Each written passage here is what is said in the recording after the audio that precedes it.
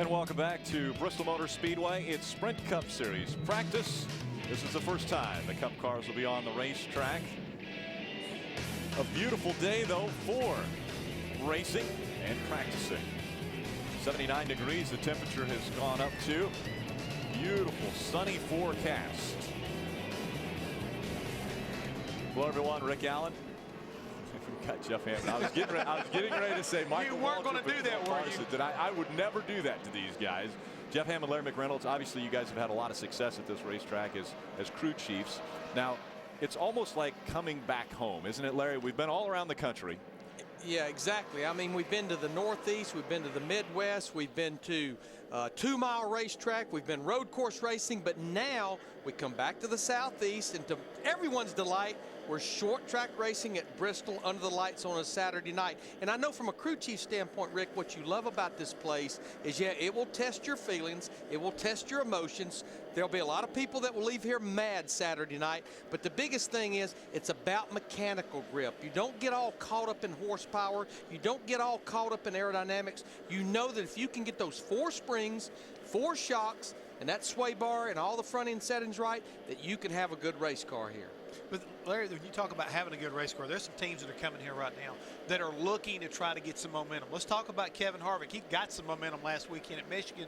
That number 29 car leading the points, 3 wins. What they're looking for, talked to Gil Martin this morning, crew chief on that car. He wants to wind up putting some more wins in the column so they can get those bonus points. Speaking of bonus points, Tony Stewart, Jeff Gordon, Carl Edwards, they're all looking for wins, and this is a great place to come to try to get a win.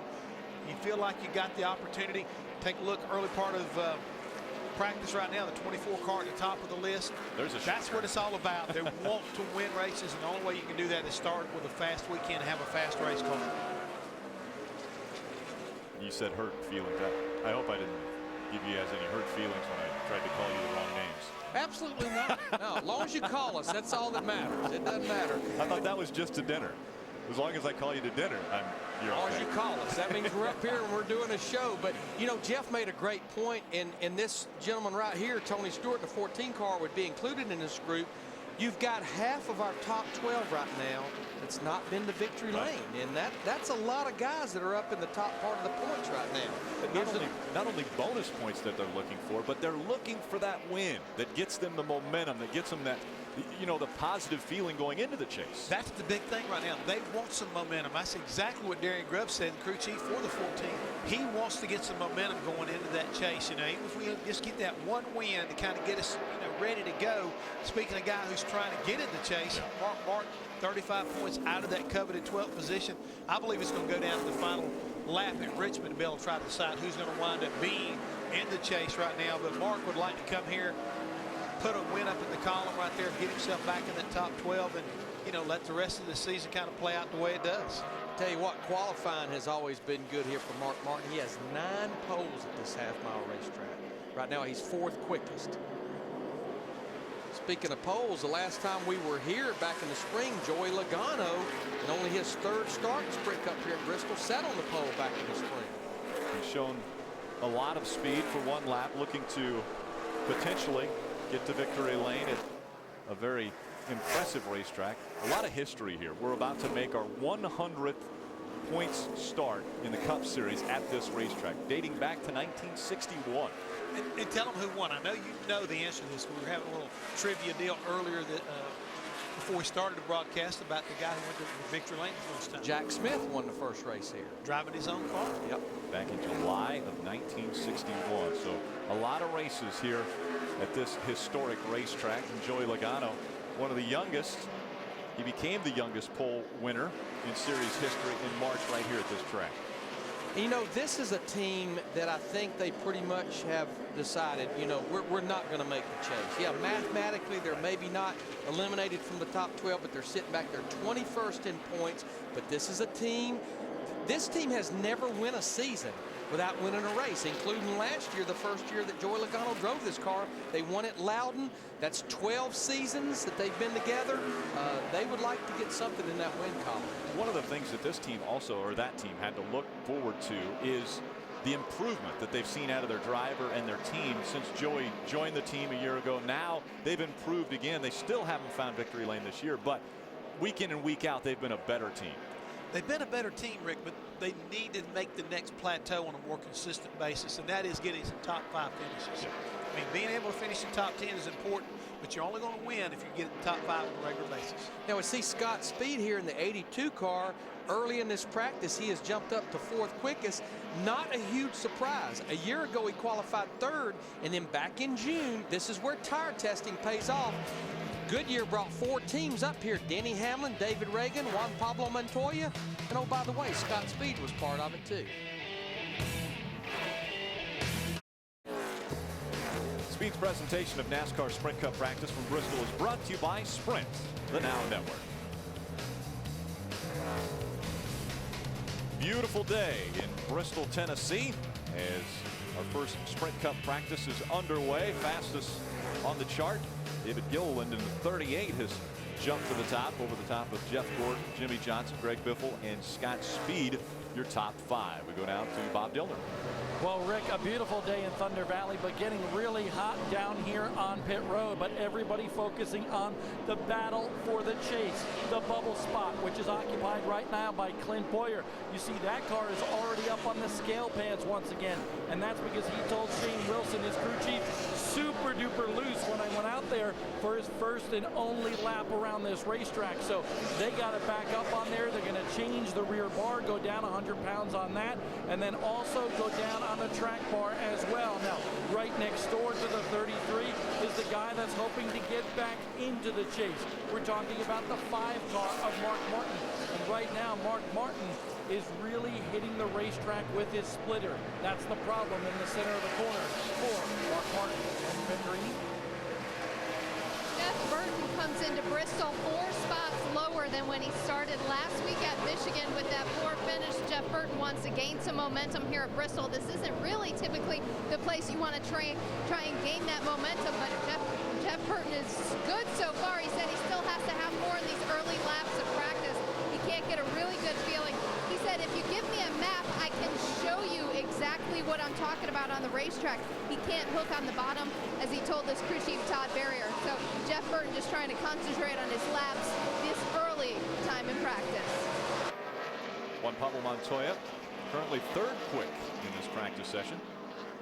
He's fast every week. It doesn't matter where we go, a road course, a speedway, a short track, this 42 car. They've got a fast race car. And surprisingly, 19th now in the point standing. So he's another one of those guys whose his chase hopes are really out the window. Well, I think if you look in his stats and you look at those 7 DNFs, Yep. I think that's what contributes to that. Greg Biffle, 5th quick, and he had his breath taken away from him. Not by Greg's standards. That's a nothing. Yeah, no big deal. Just a little sideways. Just a little. I mean, just a little bobble. I mean, he caught that one so quick, Rick. I mean, when he really has the big slide, Then we'll know it. take a look at our championship standings after 23 races. Again, that's only 3 races away from the chase. Now, we have elected here on Speed to give you what the real picture is here.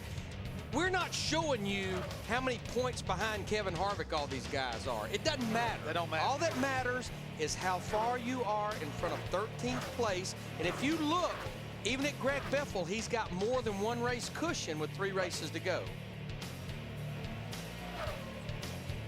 These are the guys trying to fight their way in. Mark Martin obviously losing that 12th spot last week. We're trying to figure out why Casey Mears is in the 11 car, but other than that, I think we're in pretty good shape. I think the key thing right now is you're taking a look at the guys who are chasing the 12 right now. Mark Martin, Ryan Newman, for example. Those guys are still in hot pursuit of trying to get in that top 12 position.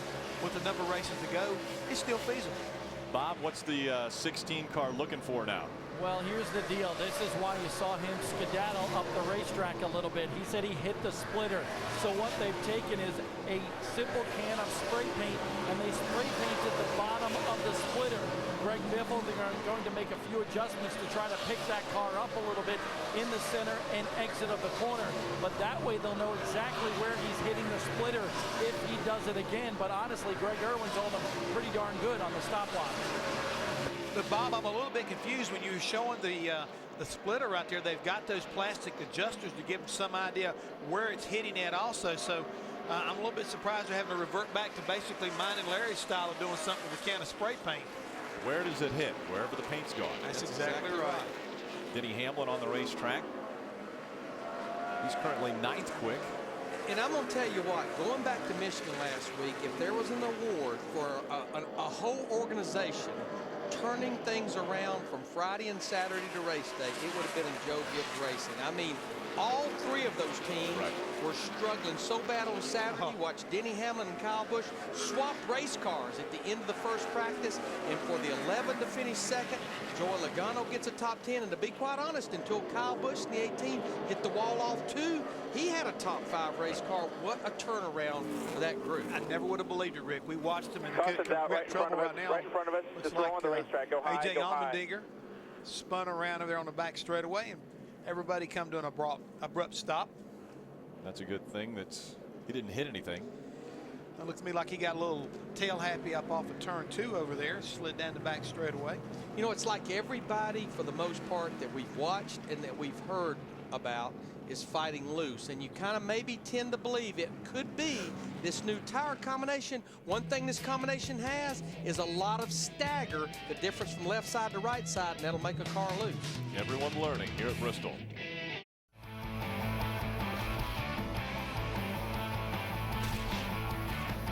Start your engines, get up on your feet.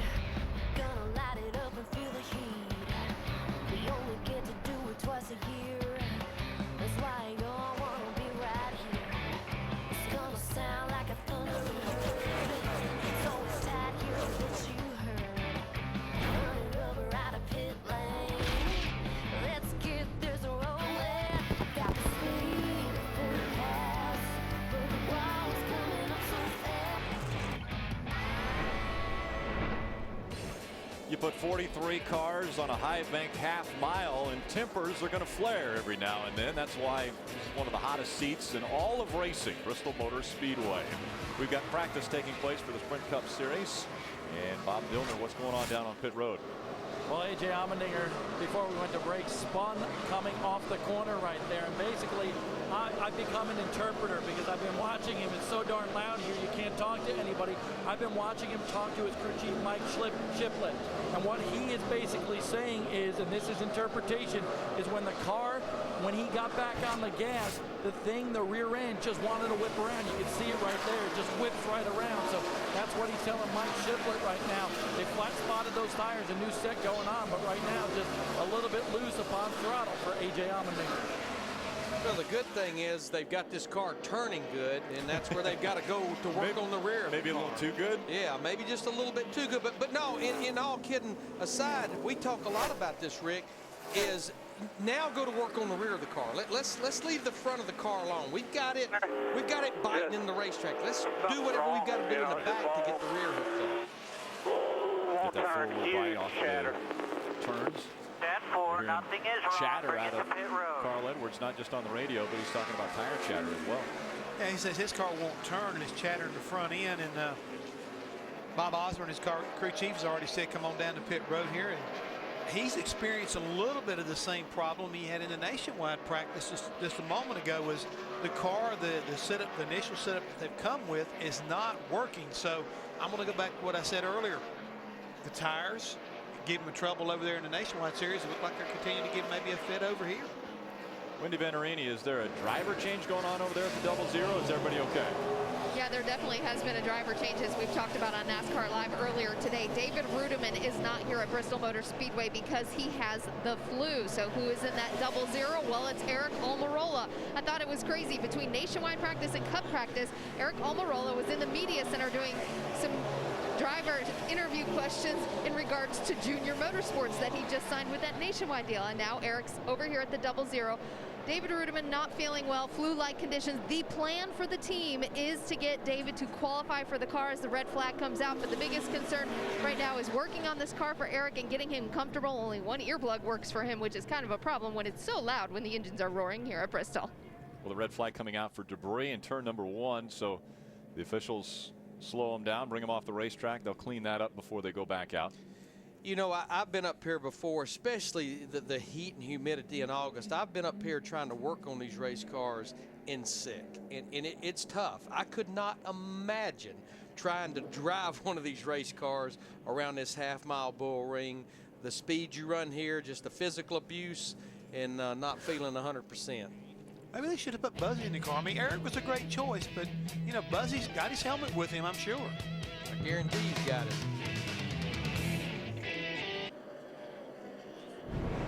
NASCAR Race Day will get you ready for the big race tomorrow night. NASCAR Race Day built by the Home Depot at 5 Eastern here on Speed. You know, one thing we talked about, we did nationwide series practice, the number of cars that's in that series here, 51. We got 49 Cup cars here. 6 guys that are going to be going home. A lot of red right there with Casey Kane, talking to crew chief Bob Dillner. Casey Kane 13th quick as he talks to his crew chief Kenny Francis, and right now just a little bit loose. But the funny thing is, I just saw Casey Kane go up to his race car with a bunch of wrenches. So when he came back to put them in the drawer, I said, Casey, what are you working on, man? He goes, front end geometry. I said, no. I know the crew is working on the front end geometry on this car to get you a little bit tighter, but what are you working on? He goes, well, just say front end geometry. It sounds good. But Casey Kane actually having a little trouble with his steering column. They needed to adjust that to make him comfortable inside that race car, Wendy. Kyle Busch out of his race car talking to crew chief Dave Rogers. They're 32nd in this practice, what little laps they have run, and the feedback he's been able to give his crew chief so far. He wants to keep going on the changes. They're making the bumps feel a little bit better for Kyle Busch, but he wants more of the same. In 11 starts here at Bristol, he has 3 wins. 8 of them have been top 10s in those 11 starts, so Kyle Busch knows how to get around this place, and he knows what he wants when his race car doesn't have it. But isn't it amazing is, and Jeff brought it up about Carl Edwards, 2 guys that we felt like would probably be at the top of the chart in both series. Carl Edwards and Kyle Busch are almost struggling in both series, at least in the early going. Jimmy Johnson won at this racetrack earlier this year. He's currently 5th on the charts. His teammate, actually 2 teammates in front of him. Earnhardt Jr. is 2nd, and Jeff Gordon is 3rd. Yeah, all of the Hendrick cars are up there because Mark Martin is 8th. You know, we showed the points a while ago. And one other thing I think we need to say about the points is when the checkered flag waves here tomorrow night, we get an off weekend, kind of regroup a little bit, and then we go 12 weeks in a row, but it's 2 races in the chase. When you watch the broadcast tomorrow night, or you listen to the broadcast, assuming that all of the drivers are going to start the next 2 races, as long as you look at the points and your driver, your favorite driver, is 323 points in front of whoever's in 13th place, you know your driver is going to be in the chase, because the most points you can make or gain in one race is 161 times 2 is 322. Add the 1 point where it won't tie it out, 323, and you can go buy your "my man is in the chase" hat. And I'm sure those will be readily available. Because Kevin Harvick is already locked after He's got his hat. He is already in there with 3 races to go. Now, did you learn all that when you went to school in Alabama? I did not. You didn't? I did not. So which one of your kids taught you? I have worked very hard on that of late. Tony Stewart had his hands full a little bit earlier in practice. He's currently 15th quick. As we see, yeah, we've got problems in front of him. That was Tony Raines in the 37 sliding up the racetrack. And back across. Yeah. We're seeing a lot of guys look like they're having problems with the loose race cars. Well, let's make sure we establish something. The Cup cars have got a little bit more horsepower than the Nationwide cars. So when they go to pick the throttle up, when they, you know, roll into it, even though you don't jump into it wide open, Rick, when you roll in that throttle, you're putting down a lot more torque to those rear wheels. And so if you're free up off the corner, you're going to spin the rear wheels a little quicker if you're not careful. So I think that's the reason why we're seeing a lot of these guys right now, especially late exit. They can't get back in the throttle right now. The 88 currently 2nd quick, back on the track for practice. And Darrell Waltrip is sitting in Nantucket. To the center, Saturn, the right rear tire. The front's getting less and less positive, while the bag's still not in the racetrack. So he's basically saying we still need to work on both ends. But Darrell Waltrip is sitting in Nantucket, at least in the early going, grinning.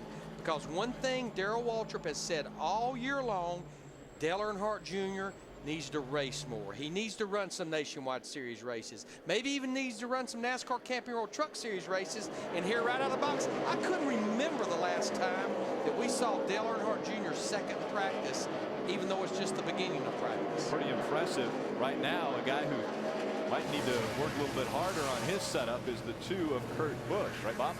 That's right, 18th quick for Kurt Busch. Took a big hit last week, dropped to 10th in points after that blown motor. But Kurt Busch experiencing the same thing that Dale Earnhardt Jr. is experiencing right now. He said from the center on off, he just can't get back onto the throttle because the rear end is not hooked up into the racetrack. So Kurt Busch, they made a wedge adjustment and an air pressure adjustment during that little interim before he goes back out to the racetrack right now. But right now, just a little loose off, just like everybody else.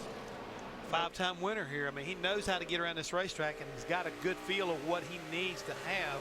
He expects to go to victory lane tomorrow night. So I'm sure that he and Steve Addington, they'll put their heads together and come up with something to make this number 2 car hooked up.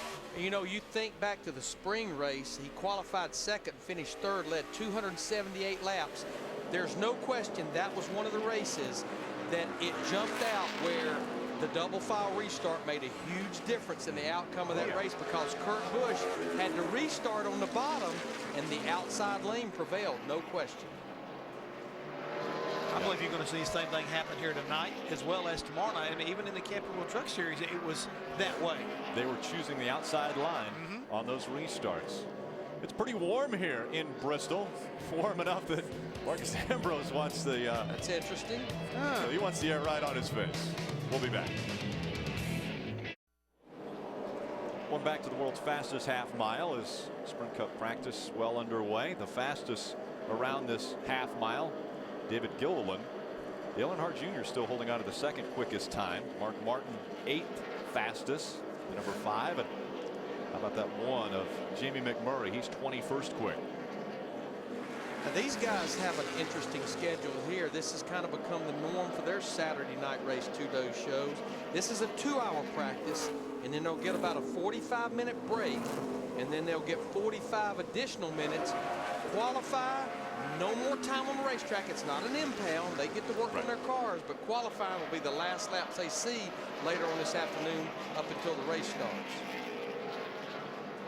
Jimmy McMurray, one of the drivers trying to hug the bottom of the racetrack at both ends. Bob Dillner, what are they talking about?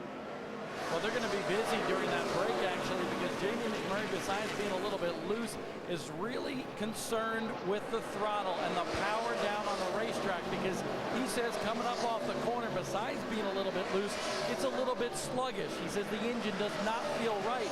And then right about the start-finish line, it feels like it comes on like gangbusters. So Kevin Bono Mannion has said, hey, in the break, we're going to check it out and see what the issue is. But right now, let's dial in this race car, Wendy.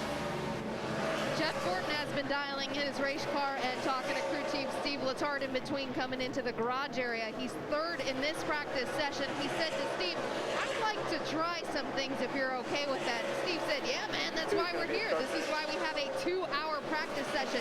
So Jeff Gordon gave Steve Letarte some ideas that he wanted to try. They implemented those, and Jeff Gordon is just now going back out on the racetrack. It's amazing to hear the word, I want to try something, coming from a guy who's 5th all-time in laps led at this racetrack. But Jeff Gordon said this week, yeah, he's won here 5 times. His last win was in August of 2002. Jeff said this week, ever since they redid this racetrack, I have struggled there. And honestly, if you look at the numbers over the last 5 or 6 races, it's not been a good racetrack for him. And what we mean by reconfiguring is basically they lowered the banking a little bit and went to the progressive banking rather than just a straight banking from top to bottom. It starts at 26 degrees at the bottom of the racetrack, and as you work your way up towards the wall, it gets to 30 degrees. So a little less banking, but more grooves around the racetrack. And when you say that, you've got to wonder, did they make it easier? I mean, Bristol's still Bristol, but, you know, I think guys like Jeff Gordon, they excelled on the more difficult racetracks. I mean, you make it a little bit easier for guys. The same tires. Those are great laps, man. Great laps. Listen to Steve Letarte right there talking about the lap times that he's running right now. He likes it, but allowing to have multiple grooves, all of a sudden, you know, if the guy's car's off a little bit, they can kind of hunt around a little bit until they find that lane that works for them. So I'm glad that Jeff feels that way, because I think anytime you recognize your problem, you have the ability to get better. And it looks to me like that 24 car is plenty fast. He was gobbling up that 11. Yeah, he's run about the most laps of anyone. He's run a total of 27 laps. I see Sam Hornish Jr.'s run 30 and Paul Menard has run 28. So Jeff Gordon's 28, 29 laps is about as many as anybody. Denny Hamlin trying to get back on the roll he had earlier in the season. If he can jump start it here, we wind down before the chase. And you know, we talked about Denny Hamlin and Joe Gibbs Racing at Michigan. Honestly, that 24 car, when you think about that car, they qualified 36th at Michigan. And without the aid of a lot of cautions, without the aid of a lot of strategy, drove to the top 5 and then cut that tire down, damaged the fender, damaged the quarter panel, and just never could get it back. We go back. Take a look at the 31 having to check up. This was right after a restart fairly late in the race. You can see he's got a tire that's flat, and the 31 car, who had a good car as well, had a lot of front end damage and just never could recover from that either. So it was a difficult day for the 31 team. Burton was trying to have a good finish. But you know, Rick, I think as Larry was pointing out, I mean, the silver lining for the 24 as well as the 31 is they had really good race cars at that racetrack. And we still have a racetrack that would be coming up later on this year. It's very similar to that when we go to California. So, you know, you got to believe that if you take some of that information that you learned and apply it to California, that could help you. And again, that 24, if he hadn't got beat up like he did, I think he had a car that could have challenged Kevin Harvick. Still looking for that first win. Still looking for his first win. Yep. You know, back to Jeff Gordon, here's an interesting nugget.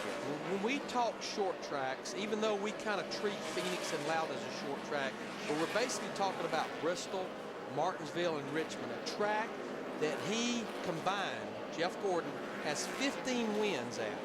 But his last win on a short track was October of 2005 when he won at Martinsville. Yeah, it's coming up on 5 years since Jeff Gordon has gotten there. I wonder if that'll be a NASCAR smarts question. Reed Sorensen said, no, I don't want that, but I do want air. It's hot here.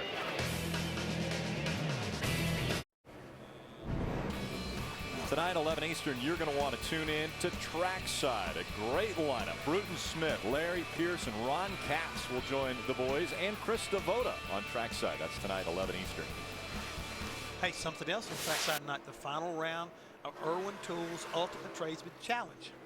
Are you going to be a part of that? We're going to be a part of that. Real excited. I mean, again, they're the ones that sponsor the race this weekend. The Irwin Tools night race here at Bristol. Big. I mean, with years past, they've been on the race car, but now they've gotten into sponsorship of the race. And a lot of great things for the fans. So it's going to be a lot of fun tonight on Trackside. Ryan Newman currently 18th, but he's the track record holder at this place. I will never forget when he ran that lap back in the spring of 2003, a 14.9. Under 15 We were all seconds. speechless up in the booth when he ran that lap. You can't do that. That's not possible. Took a shortcut. Check your stopwatch. It must be messed up. That's pretty much the day that he took on the tagline, the Rocket Man, right there. Last time we focused on A.J. Allmendinger, he was sideways coming out of turn number 4, but this time he's able to keep it straight and heads back into the garage area. The term is not quite correct. It's Slideways. This is Kevin Conway in the 7 car who parted ways with Front Row Motorsports last week before the Michigan race weekend, and here he is driving for Robbie Gordon Motorsports. Robbie Gordon is actually in a second Robbie Gordon Motorsports car, the 07 car that he's brought to the racetrack the last couple of weeks. Robbie, one of 2 drivers that actually hasn't come out onto the racetrack for this practice session. 47 cars are out there. We've got 49 on the facility. Robbie Gordon won, and Scott Riggs in the 66 have not turned laps here at Bristol. See Joey Logano just in front of Kevin Conway. You know, we've got a lot of driver changes. You can tell that even though we still had a third of our season to go, that especially the teams outside the top 35 are starting to search around a little bit, trying to find something that can make them a better race team, Germain Motorsports, they just made the announcement that Casey Mears is now in the 13 car. Max Pappas, who ran that race on Wednesday night. More truck races this year and in a full NASCAR Camping World Truck schedule in 2011 for Max. They're going international. They're trying to add Miguel Paludo also to their lineup, who's out of Brazil. He had an outstanding run the other night. He really did. But you know, Larry, I think it's that time of year again. And, you know, when you're trying to fix problems, just like we saw this 29 car a year ago, they started getting better over the final races going into the 2010 season. And that kind of change, that kind of improvement has probably been very instrumental in giving this whole organization an opportunity to lead the points and win races. But you got to start now. Got to have rear grip up off the corner. Front turn's better. Got to have rear grip. You talk about driver. You guys talked about driver change earlier, and one guy who his name's coming up as maybe not having a ride next year is the driver of the 82, Scott Speed. Maybe he would be out of that car, and they might bring someone else to drive it in there. They're not sure which car Casey Kane will get behind the wheel of. So Scott Speed driving with a little bit more ambition to get up toward the front. Right, Bob? That's right, and that's why he's 7th quick right now on the speed chart. Interesting listening to Scott Speed around this racetrack.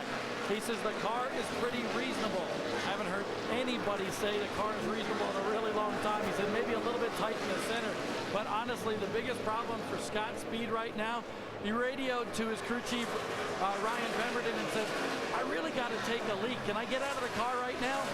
And his crew chief very simply said, absolutely not. We're in practice right now. You wait until we make some big-time changes a little bit later on. Wendy? Tony Stewart out of his race car as the team makes some adjustments. He says it does not plant the right rear. His crew chief, Darian Grubb, instructed him to hop out of the car. Tony Stewart just looking very stoic, waiting for the adjustments to be made as Darian Grubb over his shoulder looks over these notes. Right now, Tony Stewart is 16th in the 42 laps that he has run in this practice session, moving up 4 spots in the points. He's got a lot of momentum on his side as we come into Bristol. As for Kevin Harvick, our points leader, has 1 win at the Bristol Motor Speedway. He is loose in this practice session. He said feels like the front tires were not working for the 29. They've made some adjustments as Kevin Harvick continues to get a better feel for his car. He is P38. What I just noticed on the left side of your screen, right behind Kevin Harvick's seat, this supports what I was talking about a while ago. You heard Kevin saying, I need rear grip. Right. They're working in the rear of the car. Looks like they're maybe changing the rear springs in this 29 car.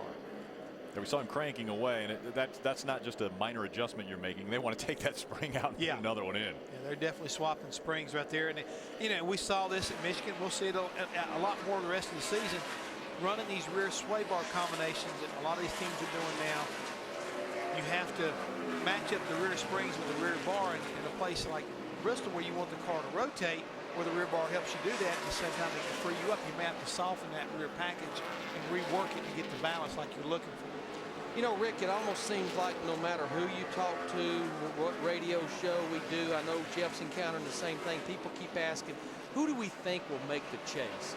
Honestly, when I look at our top 12 right now, which would include that 33 car we just saw of Clint Boyer, I truly believe that's pretty close to the 12 most consistent best teams in our sport. But we can't anticipate engine failure. Clint Boyer had an engine failure here in the spring race. You never think about engine failures at Bristol. Clint Boyer broke a trailing arm mount at Watkins Glen. That's the things we can't anticipate is flat tires late in the race, blown engines, or when you think about 2 of these last 3 races before the chase at a short track where you can be coming off turn 4 and very easily get caught up in a wreck down in the middle of 1 and 2. And to put a explanation point on what he's talking about, Rick, I think when you look over as far as the point standings are concerned, the column I look at is DNFs. You do not need a DNF. Right now, there are 3 guys that don't have them. Harvick, Edwards, and Matt Kenseth. Where's he going, you think? I'll be back in a minute.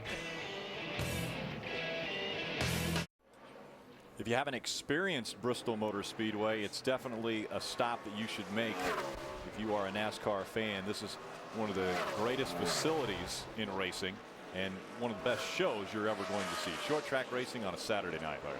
You know, we run 36 races a year, and I get excited every single week, whether I'm watching it on television at home or whether I'm at the racetrack doing a broadcast.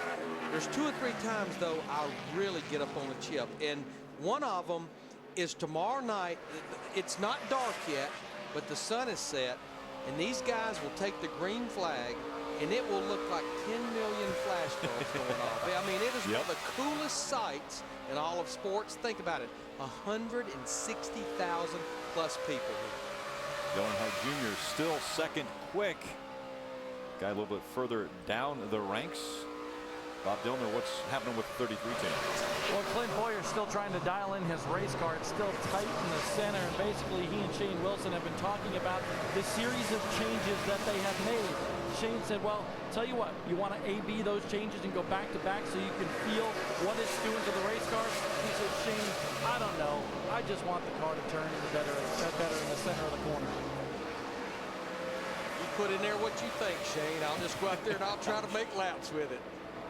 Richard Childress. A lot happening over in Richard Childress over the last couple of weeks. As we talked about at Michigan, Rick announced that he will go to a 4th team for 2011, bringing over Paul Menard. And then just this week, I think big news for the 29 team. Not a big surprise, but big news that Budweiser will become the primary sponsor for a number of races for that group in 2011. And how about Kevin Harvick, really, when that announcement was made, and then they go to victory lane in Michigan, and all of a sudden you're looking at this saying, wow, things are really kind of looking up for this team, leading the points. Budweiser, that's a smart move, I would say. Oh, absolutely, Rick. And the thing is that I think anybody who could take a look at Richard Childress Racing and say that, you know, you've got Kevin Harvick. These guys, man, they were getting ready to split a year ago about this time. Right. I mean, they were basically at each other's throat. They weren't performing. Kevin was frustrated. A lot of things had to change, and here we are a year later, and they're right on the verge of maybe really contend for a championship. Talked about they made improvements now. He's pretty happy. Made it better. Best it's been. Just have to wait just a touch too long on it. All right, Temple. But that to me is what hard work and really people sitting down and working through their problems. They produce now a championship contending team. There's Gil Martin, the crew chief on the 29 car. They've got themselves a new sponsor in Anheuser-Busch and the Budweiser brand. So, I mean, yeah, I mean, this is what hard work and dedication and determination produces for you. You know, 2 things has caught my eye about that 29 team this year that I can't say I've really ever seen on a consistent basis. One, they're running good at racetracks that they've always struggled. Pocono, Auto Club Speedway, and most recently Michigan last week. That's not been good racetracks for this race team. But the other thing that's really caught my eye is they make their car better for the end of the race. They at least don't lose what they have at the beginning if the car is good. And that's something that 29 team has struggled with for a number of years. Wendy Venturini. You guys covered Kevin Harvick. How about his teammate Jeff Burton, who's 9th in this practice session? He told his crew chief Todd Berrier, look, it's good for going really fast, but I don't believe that's the future of what we want our race car to feel like. So they're going to go back on what they initially had. They're working on the brake ducts right now for Jeff Burton. He feels he needs more rear stability prior to the center and through the center.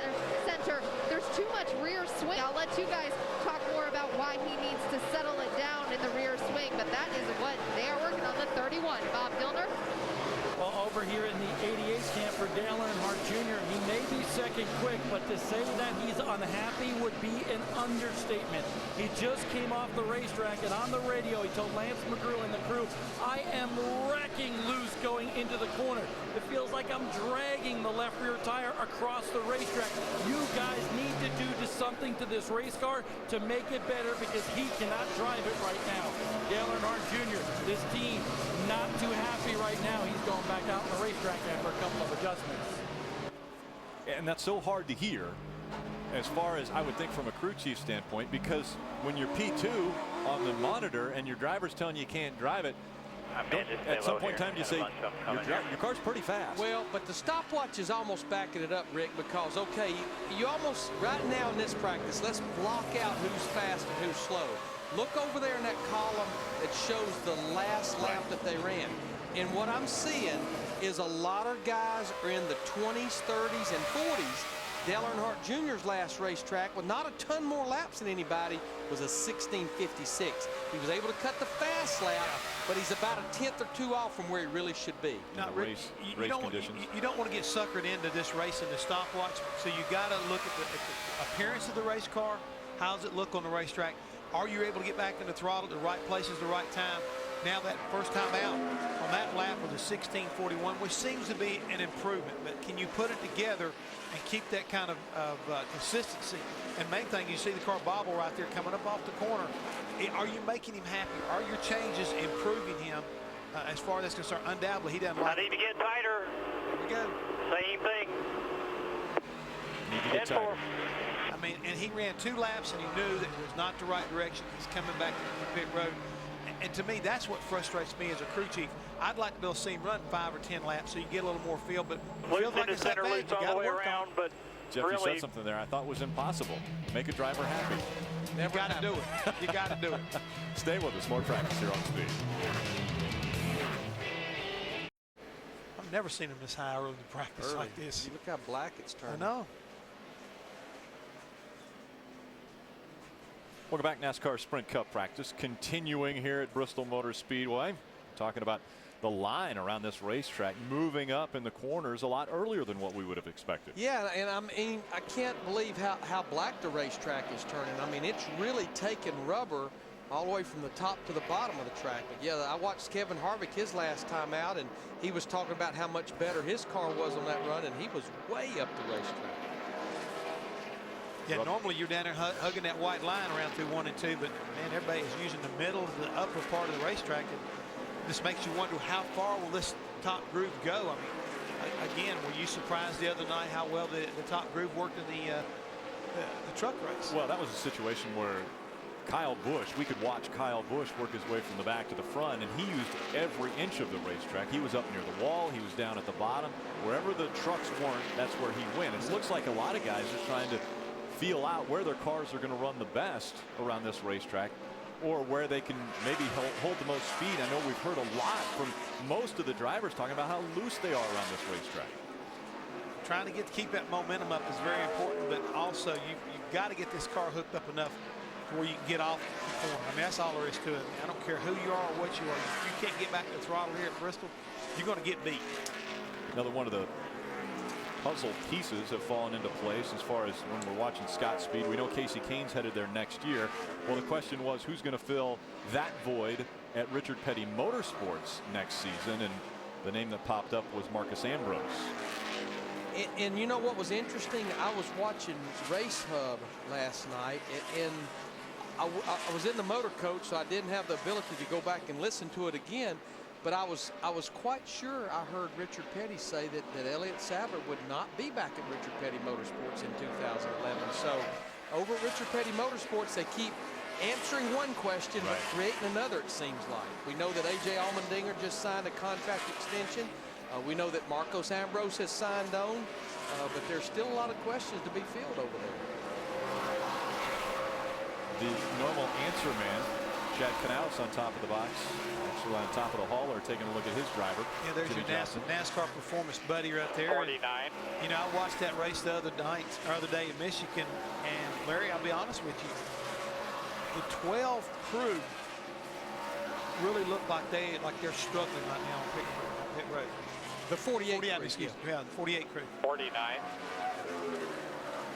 Yeah, I think you're right, Jeff. They're not 100% on their mark there. And the other thing that has been very uncharacteristic of this 48 car, we saw it last week at Michigan. We saw it at Indianapolis at the Brickyard 400. 39. I was talking about the 29 car making their car better. This group seems like they've been losing the handle late in the race. But Wendy, what about their practice so far here? Well, what we were watching with Chad Knaus is the way he handles his driver right there on that last run. He was consistently faster, about a tenth every lap. And when he starts to slow down, crew chief Chad Knaus says, go ahead and bring it in if you feel like you got a good feel for it. Now, they made some changes that's helped the second half of the corner, as Jimmy Johnson Johnson is just now reporting to Chad Knaus, and his car has been good. Chad Knaus standing on pit wall, as this is a very difficult place to communicate a lot of hand motions, a lot of drawing out, and a lot of writing here at Bristol between the 48. Yeah, I mean, there is no way you can talk to each other. It's hand signals, it's using the radios, it's passing notes, and I know for a fact that this 48 team, that when they're in the garage area, they may not talk that much on the radio. I think Jimmy's talking to Chad right now and vice versa, but they know that pretty much everybody throughout the garage area is scanning everything that you hear. Yeah, you can monitor the radios of the other teams, so a lot of times you'll see a crew chief duck his head into the car to try to get the information without putting it over the airways for everybody to hear. But at a racetrack like this, you just can't do it. It's that loud here. It's that loud here, and again, you know, with what Larry's saying, everybody's going to be checking you out, because when you're a 4-time defending champion, everybody wants to be like you. Yeah. So you feel like, you know, if you can learn anything from Chad and Jimmy's conversation, it might benefit you and lead you in a direction to make your car better. You know, all your guys and somebody else's head kind of combined really makes you a lot smarter. Hey, what, this is a team here that I won't say they've come to life of late, but it's like a little bit of their bad luck has went away. They had finished in the top 10 2 of the last 3 races. I think it's pretty much a known with this group. They won't make the chase, but I think they like the little bit of momentum that they're building right now with Martin Truex Jr. in the 56 car. They're closing the deal here of late. And again, his teammate, David Rudiman, in the 00, not here, not on site right now because he is experiencing flu-like symptoms. And so Eric Almirola is behind the wheel of that race car, trying to make sure that they get it ready for racing. Now, we were seeing Chad Knaus earlier. He's your NASCAR performance buddy. When does that air, by the way? It airs tomorrow at 3:30. We're going to use Jeff Hammond's rotisserie car. Speed's coverage of NASCAR Sprint Cup practice from Bristol is brought to you by the National Highway Traffic Safety Administration. Sun shining down on this half-mile racetrack, and things are heating up on the racetrack with guys trying to keep the back ends from sliding out behind them. Kevin Harvick, our point leader, locked into the chase, about to go back out on the racetrack. Wendy Venerini. Kevin Harvick said he still needs to roll the center a little bit better, but these changes are helping him. But now let me really tell you what's been happening on the radio with the 29 besides that. It's all been fun and games in this practice session. I swear, when you listen to them, they're talking about President Obama, they're talking about golfing, they're talking about Budweiser beer, which earlier this week that announcement was made at RCR that Budweiser will be with Kevin Harvick. They even had the Clydesdales in the shop. I was there interviewing Kevin Harvick on Tuesday, and he said, we feel like we're on vacation these last few races. We're just out here having fun, trying to get wins, and then it's back to business before the chase starts. And hey guys, that Clydesdale, one of them even got carried in the freight elevator at RCR. Let's head over to Bob. Oh, Wendy, over here in Greg Biffle's pit, they've been talking about how good this race car is, honestly. It's a little bit loose like so many people out there, but right now he's 6th quick on the chart, and he likes his race car a lot. They're not going to make many changes to it. Go out and do a couple more laps, do some minor changes on some bump stop packages, but that's about it for Greg Biffle. Sits 11th in points, but he is always good at this racetrack. And you know what, guys? Doesn't Greg Biffle always like a loose race car? Ever since I've known him. But Rick, you and Larry both kind of like raised eyebrows when Wendy said, yeah, they put a Clydesdale on the freight elevator at RCR last week whenever they made their Budweiser announcement and moved it up to the, I guess you might call it the banquet room area up there at RCR. That's a huge horse. Clydesdales are enormous. And they it was a big elevator. Put that on a freight elevator. 1,900 pounds was the smallest Clydesdale there that day. I was thinking height.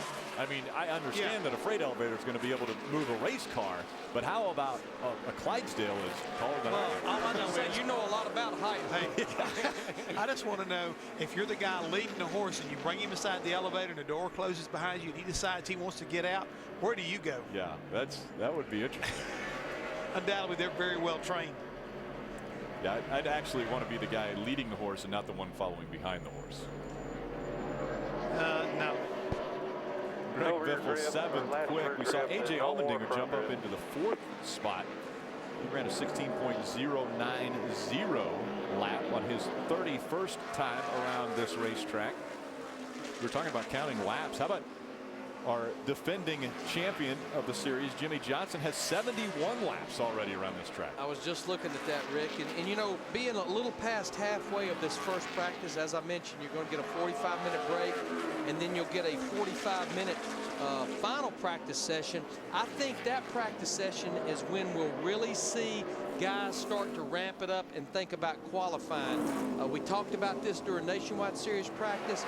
If there's a racetrack we go to, even though it's for 500 laps, qualifying is so important. Jeff talked about pit selection, but if you look at the numbers, 22 of the 99 races we've run here has been won from the pole, and 34, basically a third of the races, from the front row. There's no question qualifying here, because when you qualify up front, you can almost dictate your pace to some degree. When you start in the back of the field, you're starting to overwork your equipment from the drop of the green flag. And this is a rhythm racetrack. I mean, you know how guys have to get into a rhythm. Like we were listening earlier, they get past half the start-finish line, and they'll get out of the gas. And if you've got somebody that you're dealing with that maybe gets out of the gas earlier, or you're trying to get in harder, you're completely out of rhythm. So yeah, starting up front's big. Definitely out of rhythm right there, and you'll have a tendency to overwork your brakes. There's a lot of little things, intangibles, because of starting deep in the field that can get, you know, worn out early, and can keep the car upset handling-wise too. So you wind up chasing the chassis setup. We'll take a look at Darian Grubb riding along with Tony Stewart, the 14 car. Right now, Stewart's 17th quickest, and you know, Larry, you mentioned the height situation about Rick being so tall, and that horse, you know, the Clydesdale, 68 to 72 inches high at the shoulder, which equals to about 17 to 18 hands. At the shoulder. At the shoulder. Yeah. At the shoulder. Yeah. So we're talking 6 feet at the shoulder of the horse. Yeah. And there's still more to go. And there's still a lot more to go. They actually have a pretty long neck. I think I conclude what Mr. Hammond said. Must have been a big elevator. That was a big, big elevator. Got a little bit of a red flag situation here. Yeah, we got a screwdriver on the racetrack. I'm pretty sure that was not the adjustment that they were trying to make. Don't be throwing things on the racetrack. This is the reason I tell my guys, do not mark our tools with our car number.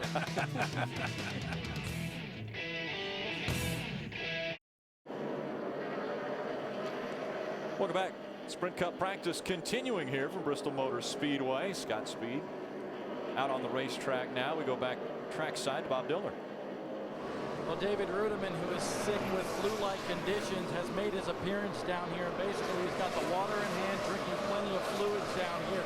He just put the hat on his head, too, because it's really bright sun conditions here. But I spoke to David, and he told me, I feel like junk. He said, my stomach is killing me. So he said, do you want to do an interview? And I said, honestly, I really don't feel like putting my mic near your mouth right now, because I don't want to get what you got. But right now, we got a caution on the racetrack, guys. Well, that's uncomfortable to be anywhere when you're not feeling well. We've got a caution out because of debris on the front stretch. I'm trying to figure out what that is. I was going to say a spring, but it's too small to be a spring. Yeah, that's definitely not a spring. It looks like part of a hose or something. Well, that's what I thought initially too, but I'm not too sure about that even, Larry. Scott Riggs in the 66. But it could made it onto the racetrack, so that means all the cars. Yeah, I think it is part of a hose that's gotten torn up. All the cars have been on the racetrack for practice. Again, 49 are here trying to take over the 43 spots. Ricard going down to talk to his driver. Welcome back. Cars still stopped on the racetrack. They're cleaning up the debris that was on the front stretch. While they're doing that, Sprint brings you an inside look at what is happening now inside the NASCAR Sprint Cup Series.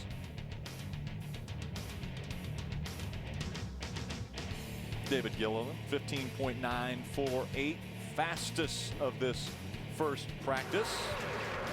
For more NASCAR stats, in-car audio, and live race radio, check out NASCAR Sprint Cup mobile at sprint.com/speed. Bob Dillner. Well, Rick, I got brave, and I grabbed a hold of David Rudiman to talk to him a little bit here. David, first of all, how you feeling? What's the game plan for today for you? I'm doing okay now. We're just Eric's been helping us out a lot. running some laps, and I got to the point now where I think I can get in, so he's going to make a couple more laps, and I'll get in and try to finish out his practice. By the way, guys, don't worry about me. I'm safe. I got some disinfectant here for the microphone. Well, Bob, we weren't worried about you, but that was nice of you to say. Where's the love up here? You Come on, Rick. You know what surprises me is if you were a team, and I guess David Ruderman has won already, so it's not that big of a deal, but if you were a team who wanted to maybe get an idea of what was going on over at Hendrick Motorsports, wouldn't you call on Eric Almirola and say, hey, why don't you come on over here and drive my car? How does it drive compared to Jimmy Johnson's car? How does it drive compared to Jeff Gordon's car? I mean, he's been in both of those already this year.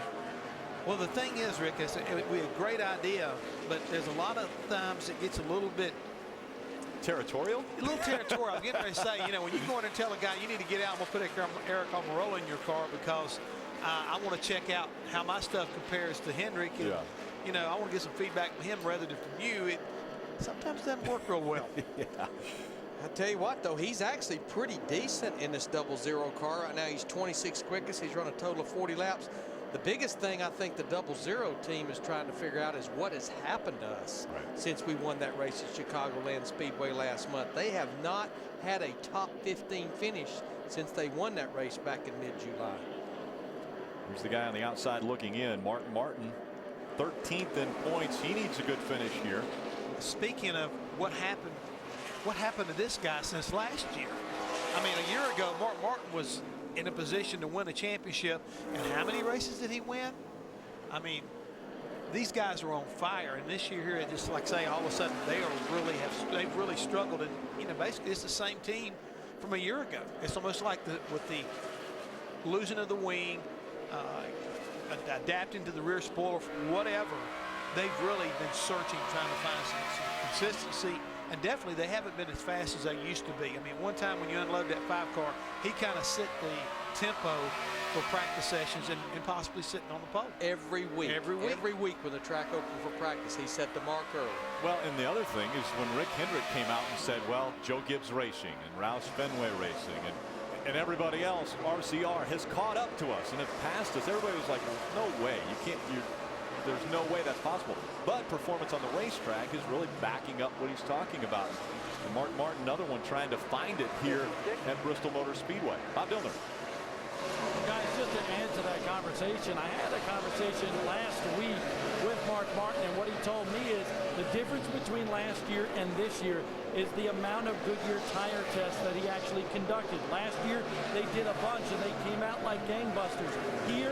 This year, not so many for Mark Martin. He thinks that's the secret last year for them running very well. But right now on the racetrack, he's moved up to 9th quick, but at the same time, still a little bit of a tight condition in the center of the corner for that 5 car. At this time a year ago, Mark Martin had 4 wins. And Rick, the only thing I will say to kind of like counter what you're saying, Jimmy Johnson's got 5 wins this year. Jeff Gordon is 2nd in points. Where is Mark Martin? Same company, same organization. I mean, you know, even Jimmy Johnson with those 5 wins, I know he's not been as dominant as he has been in the past, but he's still 5th in the points. So, you know, I'm just kind of wondering, all of them come from the same organization.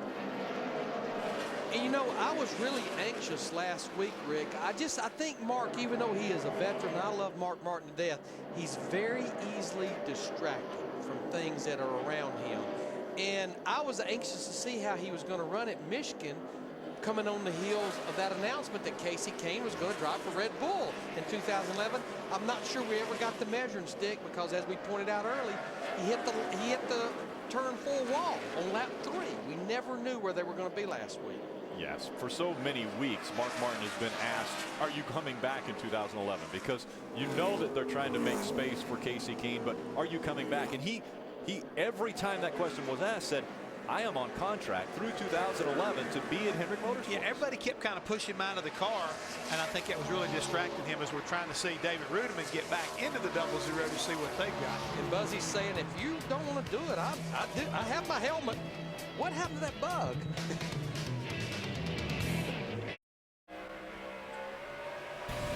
Trucks are back for Friday night racing from Chicagoland. Next week, Todd Bodine has the points lead. He'll have to falter if he can allow Eric Almirola to challenge him for the championship in 2010. That's next Friday, the next edition of the Camping World Truck Series. You know, we've talked a lot about some changes for the 2011 Sprint Cup Series schedule. How about the Truck Series schedule? Is there a lot of changes on it? Well, early on, yes. The first race is obviously at Daytona with the Nationwide and the Cup Series, and then the very next race we go out to Phoenix with the Cup Series as well. So that's a change for us. We've never gone out to Phoenix until the end of the season, and now that race goes away. So we've got a little break before we find out who our champion will be in 2011. Wendy Bennerini. Talking to crew chief Todd Barrier just now, getting more feedback on the problems with the 31. Jeff Burton on that last run said, I don't know, something's broke, something's wrong, something's changed. Todd Barrier brought the car in right away. According to Jeff Burton, he couldn't really tell what it was. They put it back up on jack stands, and they did leave something off the race car from the prior run. And Todd Barrier, they're all in good spirits here, but there was a mistake made with the shims on the race car, so they put them back on the wrong side, according to Todd Barrier. So they're getting that switched around. Jeff Burton just climbed back in the race car. They'll be out, but Jeff Burton definitely knew something was wrong, guys. In this place, we talked about how frustrating it can be when you're out there on the racetrack and things are not going well.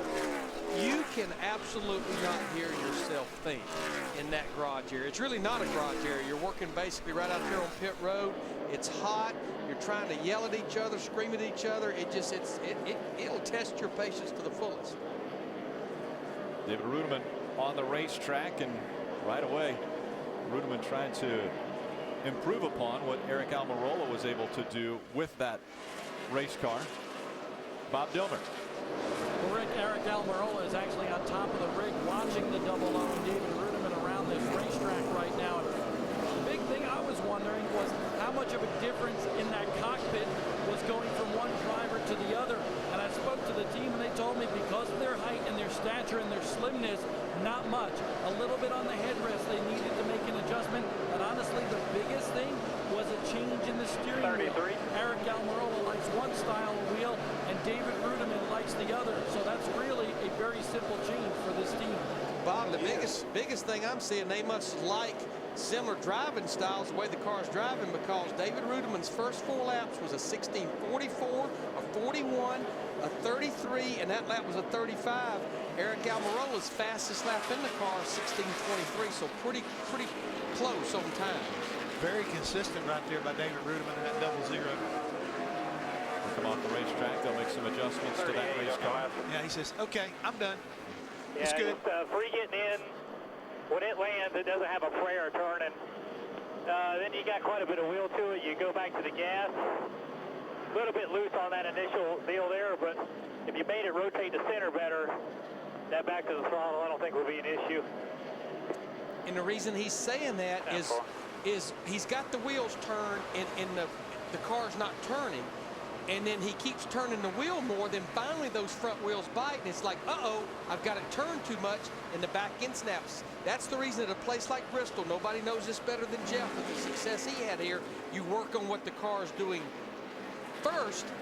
That's what you work on first. Work on the middle. You may actually calm or actually make that exit a lot better. Once you get that thing rotating, then you'll be able to get back that throttle. We keep talking about the drive off here at Bristol, how important it is. If they're able to address that, it should make it better for not only David Rudiman, but also for Eric Almirola.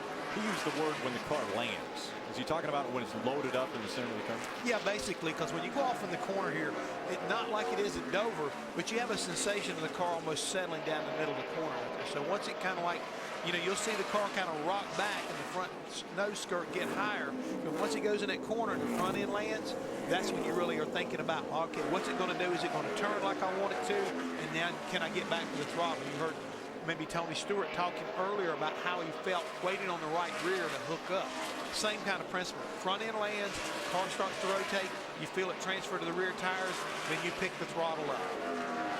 So David Rudiman in the 00 now, trying to get a feel for that race car. The guy who's been practicing it since the start of practice is Eric Almirola. He's with Bob. And Rick, we've heard David Rudiman talk about how the car didn't have a prayer as far as turning in the center. Eric, did you feel the same thing? Yeah, we've been struggling a little bit with the car today. It's a little bit free in, and it just doesn't turn the middle the way we need it to, or the way they need it to. So they're working on it. Rodney Childress is really good at what he does, and they're working hard to try and make it turn the middle a little bit better. They just got to be careful every time you make it turn the center a little bit better. You get looser in, so there's a fine line there trying to get a balance on that. But all in all, it's pretty decent, I think. Here's what I want to know, and the boys in the booth were talking about this. You've driven a couple of Hendrick cars, driven this car, driven a bunch of cars. What do you think about all the race cars and their differences? They got nice stuff. They got really nice stuff. Rodney Childress, all the guys at Michael Waltrip Racing. I was surprised how nice their race cars are, and it drives really well. It's really comfortable, so I think they have nicer stuff than people probably give them credit for. Eric Almirola's got a bunch of new race suits, but this one is not a new one. This is actually one of David Rudiman's. I was wondering what the name would be on that driver's suit. He has quite the collection of driver's suits from 2010. He sure does. But you know, I think to me, the vote of confidence that this young man is getting recently, driving at backup for Jeff Gordon, backup for Jimmy Johnson, being announced going into Dale Earnhardt Jr.'s ride for next year, and then getting the last-minute call, hey, stick around up here, my driver's sick, I want you to get the 00 car. To me, that tells me that a lot of people recognize this young man's talent and his ability to give good feedback. Rick, did you know a praying mantis can see something from 60 feet away move? We've got a praying mantis 4 feet away from Michael us. Waltrip. Welcome back to Thunder Valley. Sprint Cup practice continuing. 13 of Max Pappas on the racetrack. Max was running in the truck race on Wednesday. I believe it's actually Casey Mears. Oh, that's right. I'm sorry. Casey Mears. It's confusing us too. Yeah. We were talking about driver changes in the See, now you're musical chairs. You've been updated with the update. Casey Mears is in the 13 now. Yes. Because originally I think it was scheduled to all start at Atlanta, but I think they accelerated it by a race, and they're actually doing it here at Bristol. You know, you threw me a little bit for a loop with the praying mantis comment, and I was trying to figure out what you were talking about. Well, Larry Mack had a Michael Waltrip moment. That's all I can say. He wanted to throw us off. I just want to a make little you bit. feel at home, Rick. We thought we had the best seat in the house, but no. That's right in front of Jeff Hammond right there. And just one more nugget about a praying mantis. It's the only insect that can turn their head a full 180 degrees. Well, that's something that we all needed to know. Your life is complete now. Yes. You can learn so many things when you tune into speed, especially when you're watching Sprint Cup practice. Yeah, this is not Nat Geo or anything like that. This is speed. I actually thought that you were going to give us some weather trivia or something about meteorology. I don't even want to tell you what our producer Mark Smith just told me. Oh, okay, thank you. I guess after praying mantis's mate, that's enough. That's enough. The right female basically destroys the male. Remember, this is a family show. And that's any different than real life? And if you wanted to know, mating season is typically in the autumn. So there you have it. We've given you everything you would ever want to know. There's another one. We've got bugs. What is that? Well, it's not a praying mantis. We've got bugs on a few cameras. The best seat in the house. Wendy, save us, Wendy. Help us, please. I don't know how to save you from that conversation. Right now, Carl Edwards is trying to get more speed out of his race car. He's 38th in this practice session. They didn't put down a super fast lap to begin with, but they have been consistent. The crew chief Bob Osborne made a left front bump stop change. I'll get the words out here right now. It made him feel laterally loose in the corner. I'll let you boys explain that. It rotates the right front. It feels good in the center. They're continuing to make some adjustments. But Carl Edwards spent quite a bit of time out of his race car. And you look at the laps, he only's run 39 laps, which is a little bit less than some of the other guys. Carl Edwards was on the radio talking to his teammates for a majority of this practice session. Jeff, it almost sounds like when that car lands and gets over on that right front that the back end is just skating out on it. Yeah. Gives him that loose feel. And the thing is, about this practice session is it's not the only one. I mean, right. they can kind of like be a little more methodical, realizing that Carl's run a lot of laps in the Nationwide Series. It's not like he needs seat time right at the moment. So sometimes stepping back from what's going on and looking at maybe some notes, telltale signs that the car is you know, telling you from not only from pictures, but from also measurements and some of the things that are going on, could maybe help you get there. Sometimes you can get so confused when you start throwing things at it so fast. Oh, just slow down. Let's see where we are. Take some measurements. Weigh the car. Let's try to figure out what's happening. This is Marcus Ambrose right now in this 47 car. He is 30th quickest. He's run a total of 60 laps. This has actually been a good racetrack for Marcus Ambrose. He finished 3rd here a year ago. In the spring race last year, finished 10th and ran a huge part of that race down a cylinder. And surprising on the scoring charts, currently 3rd is Dale Earnhardt Jr. The guy who bumped him down to 3rd is Robbie Gordon in the 07. Don't want to take anything away from Robbie Gordon's lap, but what you have to remember is that 07 has one race today, and that's to make this race. So that's a full-blown qualifying run.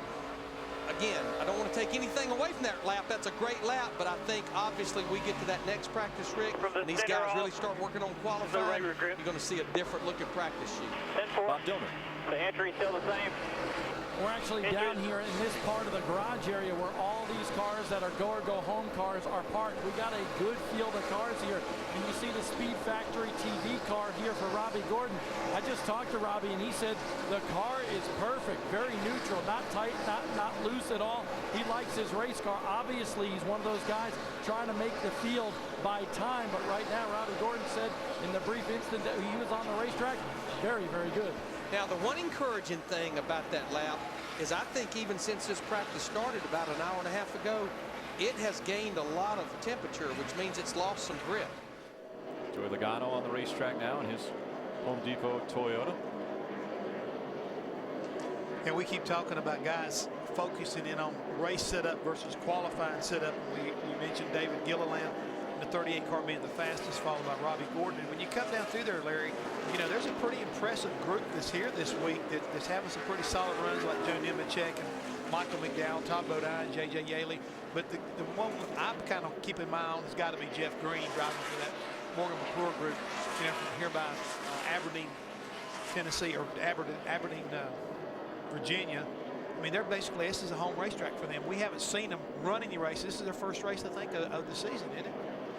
Yes, they have not. The Morgan McClure group has not been at the racetrack since they were here 1 year ago with Scott Wimmer and actually qualified for that race. Yeah, we've actually had all 49 cars on the track, and just looking at the slowest 6 of those go-homers, it would be Brian Keselowski, Dave Blaney, Mike Bliss, Kevin LePage, Casey Mears, because Bobby Labonte's back there with a past champion. Stay with us. More practice here on Speed. Primetime Wednesdays on Speed is a can't miss. All new episode of the original stunt riding series, Stealth Rider, at 8 o'clock. Then at 10, it's Intersections. Get pushed to the limit. Get your racing fix in on Wednesday. That starts at 8 Eastern on Speed. So we ride along with the Rocket, Ryan Newman. 21st quick in his first practice. Guy up on top of the charts. We talked about the go or go homers, David Gilliland and Robbie Gordon, 2 guys that will have to qualify on Speed. Oh, and around goes A.J. Allmendinger. That's the 2nd time we've seen that. Yeah, this is on the front stretch coming off turn 4, I think, this time. Yeah, it is. He spun 20 minutes into our first practice, or this practice, excuse me, at the beginning of this practice, and now again he goes around. And he's so far down the front straightaway, Larry, it's almost like he must have gotten loose and chased it and finally lost the handle on it. There were other cars around him too. I don't know if we had any contact, but let's take a look. You could see that. You could see that thing get that huge wiggle right in the middle of turn 4, and then just broke loose. Very similar to what happened to him on the other side of the racetrack earlier. But he is getting lucky because he got a piece of that outside wall. I don't know how much damage he did to the right rear of that car, but he did get a piece of it. But it's rare that you see a little bit of damage. It's rare you'll spin twice at Bristol and have that little bit of damage. Yeah. This is one of those racetracks they call a self-cleaning. The banks are so high that they just push you down, sometimes into the inside wall. But this is a situation where just minor damage for the 43. I believe they can probably repair that, because a lot of times, especially with this new rear spoiler, if you catch much of the outside wall on the right side, it'll have a tendency to knock the whole rear quarter panel off the car. I mean, just knocked the whole body alignment off. Here he comes up off of turn 2. This is the earlier spin today as he went sliding by the 2 car of Kurt Busch and Jeff Burton. Kurt Busch had an interesting view of that one. This is the most recent, coming off of 4. Just seemed like it had a lot more wiggle right initially before it got loose. Just wondering if he caught that apron right there on late exit right there, Larry, when he got down and almost like unloaded the car and make it snap around. See a little bit of damage on that rear spoiler, but you're right, Jeff. That's been one of the things that's happened. And of course, Bristol, when we were here in the spring, was the last time that we actually raced the wing. The next race after that at Martinsville, but I would say they'll try to work on that, won't they, Bob? Looks like maybe Bob's down there working on it. No, I'm not working on it, but Robbie Loomis, you can see right there checking out the race car. They're going to try to fix this car, obviously, because minimal damage. I say minimal, like you guys said, for hitting the wall here at Bristol, but A.J. Allmendinger, not one to sugarcoat things. He basically came on the radio and said, guys, we are working hard, but this thing sucks. And the funny thing is, right now he's 5th on the speed chart, so he's got the initial speed, but he doesn't have the overall consistency. And take a look, that says it all. The look on A.J. Allmendinger's face. Yeah, they've really not made headway with this race car in an hour and a half, but I see a lot of cars in the same boat. That's just, they can't get their cars tightened up on the exit of the corner. I don't know about you, Larry. I have seen the face of a lot of drivers when they're frustrated.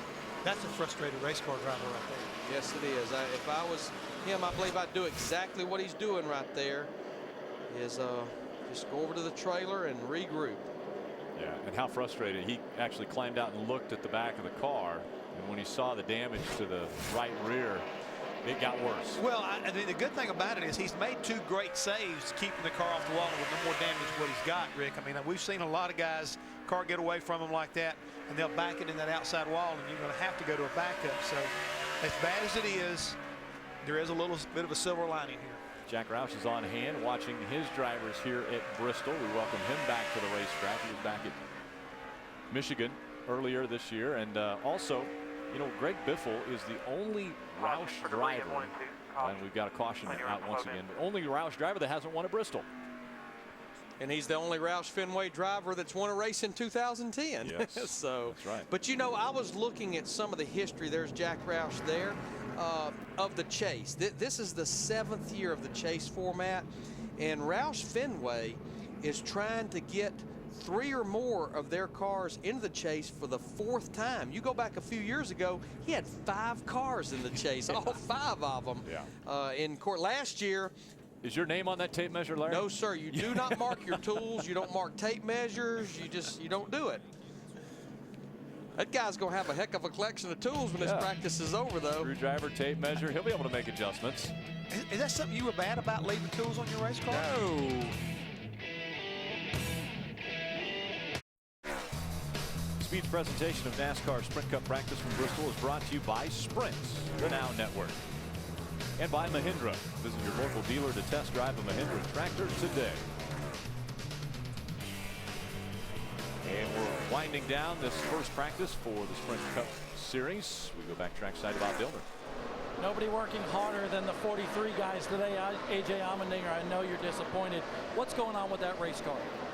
Just really loose right now. You know, the Valvoline Ford, I think the sad thing is I think the car's pretty fast, but it's a handful, and I don't know. I mean, twice I've had it step out on me, and both times right on exit, but the car's just, we're sliding around so much on entry, the back end's wiggling around, and we're just, we're trying to solve that. The front's turning really good, and the car's really fast, but I don't know, maybe I'm trying too hard out there, just trying to be at a race pace, knowing what it would be like tomorrow, and it's got me twice, so I think we're going to try to fix it. I'm sorry to my guys working so hard. Sorry to Valvoline and Ford for out there messing up the race car, but we'll fix it.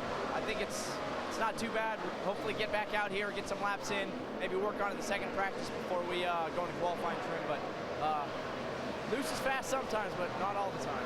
Sounds like a line out of Days of Thunder. loose is fast, but I think you're supposed to stay out of the wall and keep it pointed the right direction. And he's had his troubles doing that today. You know, the amazing thing, and we saw the same thing in Nationwide Series practice, a little bit, a wee bit is a lot. I mean, David Gilliland is sitting there quickest at a 15.94. I come all the way over to Tony Raines in the 37 car that's 44th. He is pretty much a 16.35. There it is again. 0.4 of a second separating 44 race cars. Yeah, it's going to be interesting qualifying for this group, because we've got, as you mentioned, Gilliland and Robbie Gordon. They're go or go homers, and they're up at the top of the chart right now. I think that's going to be the best part of that qualifying session. Yeah, we're gonna want to see who sits on the pole, and certainly won't rule out that a go or go homer can't do it. But I think when you look at the fact that we got 49 race cars here and how tight it is, the difference between making this race and having to load up and go home could be thousandths of a second. Thousandths of a second for sure. And the benefit of either having a good draw or not a good draw too, Rick. I mean, going out dead last, well, the good thing about that is you should have the coolest part of the racetrack. You should have a lot of grip, but you're also going to have the most amount of pressure, because you're going to know how fast you're going to have to run and whether or not it's going to take 2 laps, or can you get it done on 1. So the pressure that is going to continue to build not only through the rest of this practice session, which is just about over. We've got about 5 more minutes to go in this practice, but we got one more practice session after that, and we're really going to, as Larry I think pointed out early on, we got David Gilliland and Robbie Gordon at the top of the list now. We're going to see that start to change in that second practice a lot. Tell you what, this 29 is still searching around. Wendy, are they gaining on it though? That's a good question, Larry Mack. They've thrown everything at it. They changed the right rear spring, then the rear shock. They've put some fresh tires on. It's been a little bit free getting in for Kevin Harvick right now, but it doesn't sound like the team is frustrated. We talked earlier in this practice how Kevin Harvick said that they feel like they're on vacation, and looking at the practice times, the speed is not there, and it's just minor adjustments here and there, but they have thrown a lot of things at this 29 car as this practice session winds down. He meant, I mean, they were joking earlier about feeling like it's on vacation, but this is one of the very few times that Kevin Harvick hasn't been doing double duty, where he's been in a Nationwide car, so he's running from one series to the next to get a feel for the race car. So he's got a little more time to think about what they're doing here. Yeah, this is the first time since 1999 that he has not competed in a Nationwide Series race here at Bristol. You know, it's once the pivot around that right front roll into the center, like track bar is high or something, but that's a lot better center off. Improvement on the 99 car. So again, it seems to me like some of the teams are starting to pick at it just a little bit. He was talking about there, it might need to work on that rear track bar, maybe the right front, the way it's rolling around.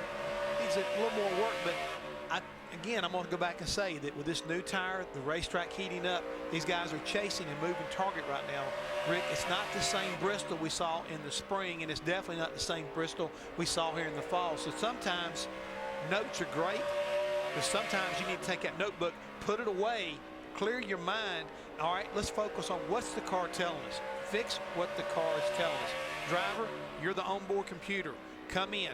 Let's start breaking this thing down from the entrance to the center to the exit, and let's see what we've done. If we've done anything to help you anywhere. What is going on here? Sometimes we're a victim of trying to live in the past and use our notes too much. Dave Rogers checking out the computer, seeing how fast Kyle Busch is running, clicking off laps. 38. Kyle Busch trying to at least complete the double, potentially the triple he won in the Camping World Trucks on Wednesday. So how is the Sprint Cup car doing for him now, Wendy? Well, he's been loose in and loose off, Rick. Now, his fairly new spotter, Eddie DeHunt, says that top line is about a 10th quicker. He's been really loose, so he went to try it on the top. He said it was good for 8 or 10 laps, and then it got snug in the center. He said he could break it loose, but he doesn't want to do that. Now it's tight in the front, and it needs to turn better. They've changed the front bar. They've changed left rear shock. They, too, have thrown a lot at the 18 car trying to get Kyle Busch more consistent. You can hear the frustration in Kyle's voice today. 4 guys doing triple duty. Ryan Newman, we're counting the mods race that he won on Wednesday, but Kyle Busch won the truck race on Wednesday. Elliott Sadler and Brad Keselowski both in that truck race on Wednesday. Didn't finish as well as they were hoping for, but maybe they can pick it up this weekend with the Nationwide and the Cup race. Cup practice winding down. Stay here on Speed. Seconds clicking away on this first practice for the Sprint Cup Series, Bristol Motor Speedway. And have we learned anything other than that David Gilliland is really fast, not only on this first lap, but his last lap? And that a lot of people, including our points leader Kevin Harvick in that 29 car, looking for rear grip. Yeah, that's been the, well, and we've also learned that David Ruderman wasn't feeling well. Eric Almirola drove that car for the first half of practice, and now Ruderman has been able to climb into it, try to get a feel for it before the second practice. I'm also seeing that a lot of cars, including, you mentioned them earlier, Jimmy Johnson, Chad Knaus, the 48 car, they have run 143 laps in this practice session. They are making sure they get the long runs in. And we touched on it a little bit earlier. Jimmy Johnson looking like he's a little bit off, but we've seen this before. In the races leading up to the chase, it looks as though they were trying other things and trying more things. And then when the chase starts, all of a sudden, boom, he's on and winning again. Yeah, you can't deny that. I mean, they won Indy. They struggled 6 races into the chase. They got into the chase, and all of a sudden they got on fire. They, 9 out of the 10 races, they finished basically in the top 10 with 4 wins. I mean, they were just dominant. Right. They were just dominant. And right now, we're kind of wondering what's going on with them, but you never know. It seems like Chad Knaus and Jimmy, when they get to Loudon, they're 2 different people. Right. It's a totally different race team. So, but here this weekend at Bristol, they struggled for so long to win at Bristol. Now they got an opportunity to sweep Bristol if they can come back here and put the car back into victory lane, which that's not been done a lot here recently. I think Rusty Wallace has done it, as well as the 2 Busch brothers were able to sweep here, Kyle and Kurt. So if Jimmy Johnson and Chad Knaus can get to victory lane tomorrow night, I mean, that would be pretty impressive, and it would serve notice to everybody that, hey, we may be struggling, but we're definitely not out of this thing. Definitely not out of it, but their teammate Mark Martin is trying to get in it, which means get into the chase. Bob, how are they doing in this practice? Well, Mark Martin making this practice all it is worth, because they are going right to the end of this practice session. Basically, they're not getting anywhere, guys. The car's a little tight in the center. He's doing a long run right now, but he's 10th quick on the speed chart. So right now, Mark Martin okay, but not exactly where he wants to be. On the other hand, Clint Boyer is on the scale pads here in practice. Basically what they are doing is Shane Wilson and Clint Boyer have gone up into their rig, and they're discussing how to attack the final practice session. P2 a little tight in the center, a little bit loose off. He's 17th quick overall. They know they need to make some adjustments, so right now that's the bubble battle for the 5 and the 33. You can tell this practice is coming to a close. We've got the conveyor belt of cars out there. Well, I think it shows also, Larry, that a lot of these guys are not happy with their race cars. They're still searching around, because normally you don't have as many cars on this racetrack at Bristol at this point in time. And I want to clear up one thing, make sure there's no confusion. It's been since 2000 that Rusty Wallace, Kyle, and Kurt were able to pull the double off. It's been done 15 times by other drivers, but I'm talking about basically in the last 10 years. Those are the only 3 drivers who've been able to accomplish that. Kenseth on the outside of Kyle Busch. I mean, I've seen these guys race, it seemed like harder right now, Larry, and this is being the first practice like it is that I can't remember in recent years. Everybody's looking for something. Tony Stewart in the 14 car making his final run in this practice. Tony's run 120 laps. He's 21st quickest right now. You mentioned the difference between 1st and 44th. Gilliland ran a 1591. 44th is a 1635. So we're still very impressive between 1 through 44. And I may be repeating something we've already said, but back to David Gilliland, he actually moved his fast lap just a little bit ago. So that's pretty impressive. He's the only car, that 38 car, that's been in the 15-second bracket and bettered his time just a little bit ago, as we are now into the heat of the day. And you got to believe this racetrack is not the same racetrack he saw early on when he laid down that fast lap to begin with. So the crew working on it. It's also up on scales. In fact, Rick, we've been talking about how tight it is, and it is tight, But David Gilliland has a 10th and a half over Robbie Gordon right now. I mean, you'd have to go back to, you might just look at Jimmy Johnson is at a 16:10, and he's 7th. To go a 10th and a half back from him, from a 16:10 to basically a 16:25, you go all the way back to 32nd. Let me throw one other stat at you quickly. Denny Hamlin, Jamie McMurray, Jeff Burton, and Mike Bliss have all run a 16.159 for their fastest lap. 4 different drivers have run the exact same lap time. And with that, good news. 43 cars over. Yeah, the 43 cars back on the racetrack, and practice is over with. And he's either really glad it's over or really sad it's over. One of the two. Yeah, Mark Martin climbing out of his race car again. They are trying to figure out how they get into the top 12 in points. They need a good performance tomorrow night at Bristol Motor Speedway. Mark Martin 10th quick on the charts. You know, I don't know if we said enough about the Red Bull cars. You saw Scott Speed 9th, Reed Sorensen's 11th. A lot of guys with a loose race car today trying to figure it out. The guy that was fastest, David Gilliland, he has to race his way in qualifying later on this afternoon. We go now to John Roberts.